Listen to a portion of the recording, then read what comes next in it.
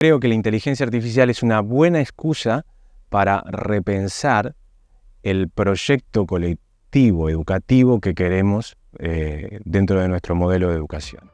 En el primer capítulo analizamos la historia de la inteligencia artificial, su definición e hicimos una introducción sobre su contacto con la educación universitaria uruguaya. Hoy nos sumergimos aún más en la cultura popular sobre la inteligencia artificial, buscando develar las creencias que rondan a su posible aplicación en la sociedad, pero más específicamente en la educación. Hoy hace 10 años, la inteligencia artificial creada para protegernos hizo detonar una ojiva nuclear en Los Ángeles.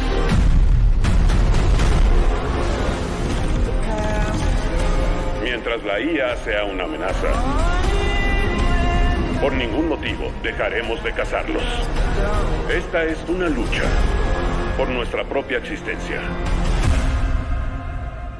Los mitos sobre la inteligencia artificial tienen que ver en general con la mitología que hay vinculada a la ciencia ficción, yo creo, ¿no? Esta cosa de las máquinas tomando el control y sometiendo a la humanidad a los algoritmos.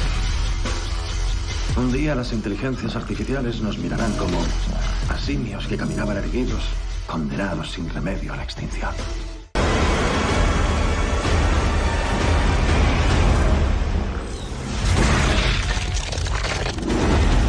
Otro de los grandes mitos relacionados con la inteligencia artificial aplicada a la educación es que puede cambiar o incluso suplantar el rol del docente. Y que en el fondo es contra lo cual tememos los docentes, de volvernos irrelevantes. Entonces, es ahí donde ancla el miedo, digamos, a la incorporación de las nuevas tecnologías. En el supuesto de que las políticas son construidas no tomando a los docentes como actores que son capaces de hacer uso de esa tecnología para producir, digamos, determinados tipos de aprendizaje, sino porque la promesa de la política educativa es sustituir a esos docentes porque esos docentes son el principal problema de la educación. En lugar de pensar que es parte de la solución, lo consideran parte del problema e incorporan las tecnologías no como parte, digamos, de la organización de un espacio, ¿no?, para producir determinados efectos por alguien que es responsable de esto, sino para ver cómo se puede minimizar el efecto que pueden tener estos actores que se consideran que son los responsables de las causas de la educación, o mejor dicho, del desastre educativo, ¿no?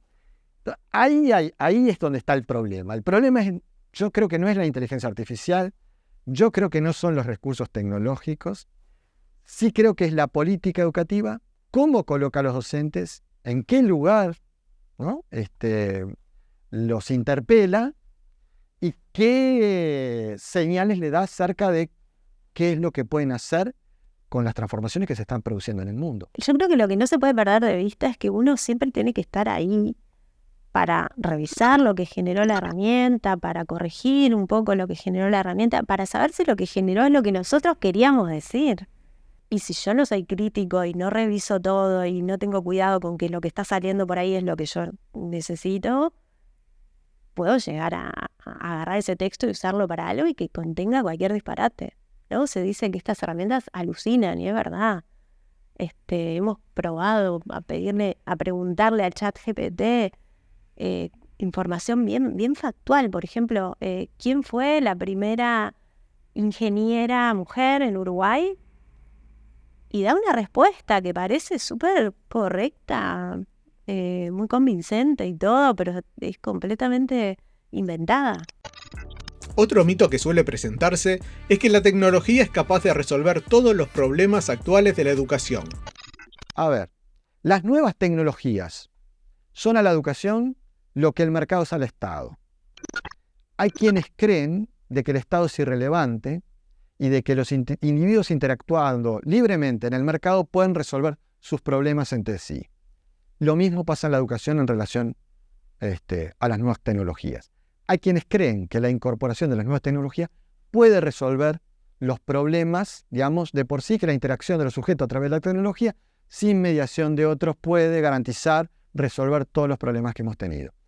esta ficción, digamos, de la tecnología es la ficción del mercado y el problema no es la tecnología, sino es el modo que estamos estructurando la manera de pensar las tecnologías en los espacios escolares, ¿no? La otra cuestión que me parece muy importante, donde el tecnoliberalismo ha avanzado muchísimo, es en esta idea de la liberación del tiempo para las personas en las tareas repetitivas, administrativas, etcétera, ¿no? Que la inteligencia artificial nos va a permitir en concentrarnos en las tareas creativas, tener mayor tiempo para las cosas que son imprescindibles, etcétera. Creo que estos son poderosos anzuelos para justificar la intervención de la inteligencia artificial. Esto sí me parece peligroso y creo que hay que generar un contradiscurso a ello. Como me preguntó un alumno en clase, me dijo, profesor, me dice, ¿qué nos garantiza o qué nos hace creer a nosotros que esa liberación del tiempo la vamos a utilizar en procesos creativos y no en mirar más series de Netflix, por ejemplo? No hay nada que garantice eso. Entonces, vuelvo a insistir, creo que hay que generar un contradiscurso a esto que me parece realmente peligroso porque es la intervención directa del tecnoliberalismo y el neoliberalismo a partir de la inteligencia artificial. Dentro de la reflexión crítica de las tecnologías, cabe preguntarnos si las tecnologías son o pueden ser malas, usualmente asociados con el término tecnofobia, o si por el contrario, pueden generar grandes beneficios a la sociedad, usualmente asociado con el término tecnofilia. Inicialmente yo lo primero que digo es el equilibrio como en todo, ¿no? Digo, ningún extremo termina siendo bueno en general. Entonces, desde ese lugar hay que ver que es lo mismo que ha pasado históricamente. Vos me decís, la tecnología nuclear ¿era problemática o no era problemática? La tecnología no es ni buena ni mala. Va a estar en lo que nosotros como seres humanos hagamos y cómo intervenimos en esa tecnología. Vos tenés una bomba nuclear que se tiró en Japón en la Segunda Guerra Mundial y fue obviamente muy malo, pero vos tenés que, gracias a esa tecnología, hoy por hoy tenés una resonancia magnética y puedes descubrir enfermedades o anticiparlas. Pero la tecnología no es inocua, sino se rige por ciertos intereses. Entonces, ¿cómo puede su uso influir en la educación de una generación, considerando los intereses económicos y políticos de quienes la promueven y utilizan? Uno podría hacer la historia del sistema educativo como la supervivencia de las tecnologías, ¿no? Por ejemplo, el cuaderno, el lápiz, son tecnologías. Los pizarrones, algunos se han mantenido, otros se han transformado. El pizarrón en pizarra. Tenemos distintas modalidades, ¿no? La tiza por el marcador o algún otro tipo de recurso, ¿no? Entonces, y otros que desaparecieron. Por ejemplo, la pizarra individual, que era pensado, digamos, como un antecedente del cuaderno. Entonces, uno podría decir, el escenario educativo siempre históricamente ha estado ligado con tecnologías que definieron, ¿no?, cómo organizar el aprendizaje de un modo intencional a partir de un sujeto, digamos, como puede ser un docente, que genera un espacio y un tiempo en el cual se producen determinado tipo de aprendizajes. Entonces, en ese marco, para situar la cuestión, es donde a mí me gustaría pensar el tema de la inteligencia artificial. Que haya una mediación humana es importante, ¿no? Por ejemplo, en la medicina. Usar, qué sé yo, un chatbot para que atienda a un paciente y lo diagnostique y le prescriba cosas, no parece una gran idea, ¿no? Sí, para ayudar a algo, por ejemplo, a determinar hacia quién derivar al paciente de manera medio gruesa, puede servir, pero va a haber un médico después que sea el que haga un diagnóstico, ¿no? O sea, por ahora creo que hay como un montón de dominios en donde estas herramientas deberían verse más como asistentes para el especialista que sabe lo que hay que hacer y que sabe cómo usarla y cómo apoyarse en esas herramientas y hasta dónde apoyarse en esas herramientas. Por tanto, parece que los mitos más extremos relacionados con la inteligencia artificial aplicada a la educación no son tan factibles como originalmente podríamos pensar. Pero en base a los usos que realizan de estas tecnologías, es justamente el rumbo que se tomará desde las instituciones educativas. Frente a esto, cabe preguntarse si las instituciones, sus docentes y sus estudiantes están preparados para hacer uso de estas tecnologías. Como mencioné en alguna ocasión, yo creo que el sistema educativo uruguayo no está preparado para trabajar, para integrar la inteligencia artificial al día de hoy, como no lo están los sistemas educativos prácticamente en ningún lugar del mundo. No, creo que hay que trabajar todos estos temas para lograr que los docentes podamos incorporar herramientas de este tipo de la mejor manera posible. Creo que de un día para el otro nadie cambia su forma de trabajo, su modalidad, aprende a usar las herramientas, porque también hay que usarlas. ChatGPT es fácil, le escribís y te responde, pero como les decía, hay otras herramientas un poco distintas, capaz que más complejas. Hay que aprender a usarlas, hay que analizar lo que generan para ver si sirve, si no sirve. Creo que hay que empezar por, que la formación de los docentes, ya desde, cuando se están formando los docentes, que ya haya capacitación para todas estas cosas. Creo que hay que ver justamente en cada una de las áreas cuál es el uso más importante que se le va a dar a la inteligencia artificial, y especialmente en las profesiones. Creo que lo único seguro que tenemos es el cambio, ¿no? Vivimos en un mundo de incertidumbre, pero va más allá de solo puntualmente la inteligencia artificial. Es un cambio que se viene dando, una modificación. Los cambios pueden ser buenos o malos, dependiendo de cómo se trabajan en cada lugar. Y estamos en ese momento. Siempre estamos en un momento bisagra, ¿no? Si empezamos a mirar en la historia siempre se habla del momento bisagra, y porque estás evolucionando. El tema es para dónde vamos evolucionando.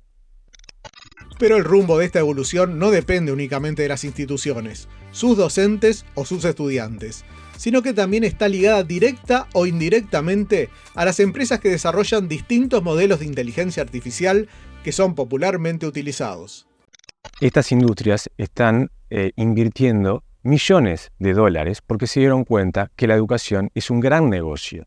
Entonces hay una inversión multimillonaria en educación justamente para este tipo de productos en las universidades y en la educación toda. Si pedimos como docentes un software que sea capaz de revisar si los estudiantes se copiaron o no, si esta va a ser la única respuesta que tenga el colectivo docente ante este avance tecnológico, me parece muy pobre, me parece que no es la solución, y además me parece que es alimentar a esa industria que está trabajando para que siga profundizando en esos software que serán otro elemento más de negocio dentro de la industria. La relación con la inteligencia artificial es una relación de consumidor. A mí me parece que ahí está el problema. Es cómo invertir. Yo creo que el problema no es la herramienta, sino el modo de relacionamiento con la herramienta. Y yo creo que si logramos un uso distinto, podemos cambiar el efecto que puede llegar a producir. Entonces, ¿cómo yo puedo integrar lo que una herramienta, a partir, digamos, del uso de enormes bases, me puede proporcionar la información a mí que sea un insumo más para producir algo diferente? No que lo que produzca sea lo que en realidad yo voy a consumir, sino que yo voy a incorporar como parte de la elaboración de algo distinto. Pero ahí es el sujeto, casi artesanalmente. Capaz que acá lo podríamos contrastar con la producción estandarizada, es lo que puede producir ChatGPT. La producción artesanal no la puede producir ChatGPT.